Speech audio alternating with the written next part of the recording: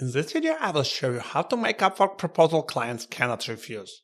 Alright, maybe more correctly to say that following these rules will drastically increase your chances of getting a job and avoid all the common mistakes Upwork beginners make. So after you finish watching this video, you will know how to structure your communication with the client. And as a bonus, I will share with you the most effective communication techniques from the Italian mafiosi. And at the end of this video, I will share my secret method of winning jobs on Upwork, which helps me stand out among competitors. So let's go! But before we start, my name is Anton. On my channel, I share the journey from zero to hero as a video editing freelancer, how to work remotely and make money for a living. So if you want to be a part of the story, hit the like button, subscribe to the channel and smash the bell icon. So what are the common mistakes most Upwork beginners make? Sending long reads. In most cases, short and sharp answers perform better. Most job offerings are getting 20 plus proposals. Imagine reading every single one. I prefer the WhatsApp group style of response. Something like, "Hi, I read the offering and I've worked on similar projects. Here is a link to an example of my work. Let's schedule a call. I have some ideas for you." Dear Sir Madam. Get rid of all the Dear Sir Madam or excessively formal to whom it might concern. The first thing I do when I'm interested in sending a proposal is check feedback. High chance of finding the name of the client there. Starting the message with the name is not only the most appropriate way, but shows preparation.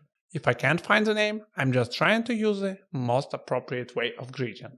For example, if the job is described as "we are looking for someone," then I can start with "Hi team."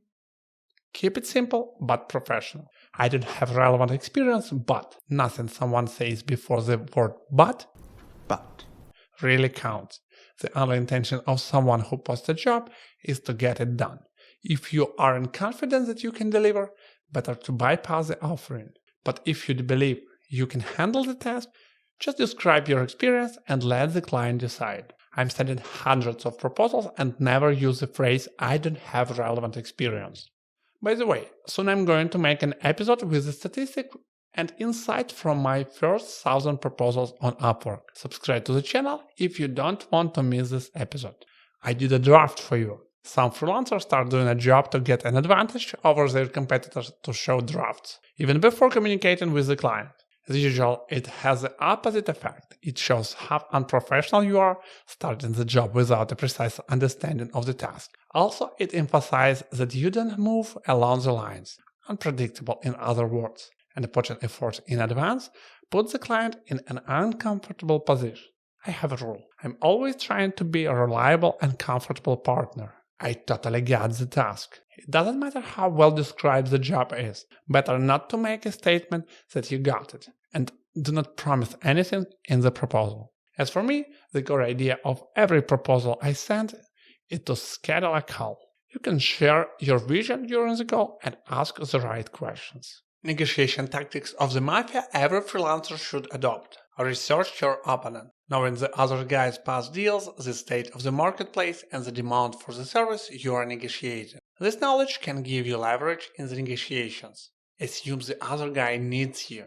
The psychological effect of the thinking of the other guy has options will likely lower your confidence. Always imagine how badly the other guy wants your time and skill to level up his business.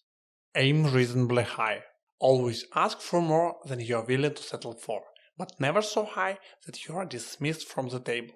The key is to always remain at the negotiation table. So don't insult anyone and offer something with so little value they have no choice but to reject your offer. Never look impressed or eager. No matter how sweet the offer, no matter if they have offered you more than you want, never break out the smirk.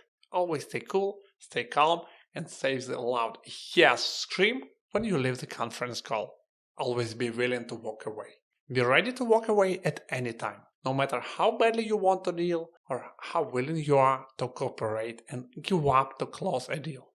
Be ready to retreat if it doesn't smell right from core values. My secret method of winning jobs on Upwork. I want to confess that I love writing.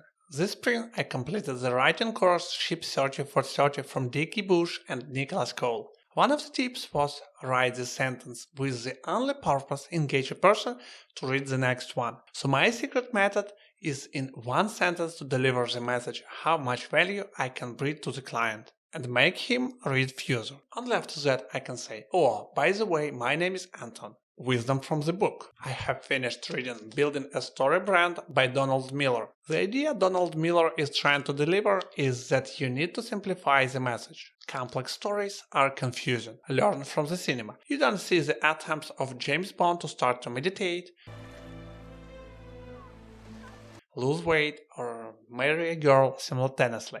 Formulate the main story and cut everything else. Video editing tip. If a character or scene doesn't serve the plot, it has to go.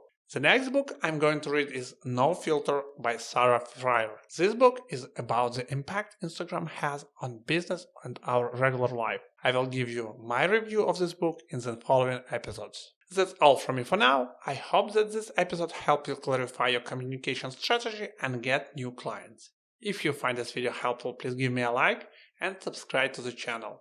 Tell me in the comments what is the most challenging part for you in communication with clients. Proposals, interviews, maybe something else. See you soon. Bye.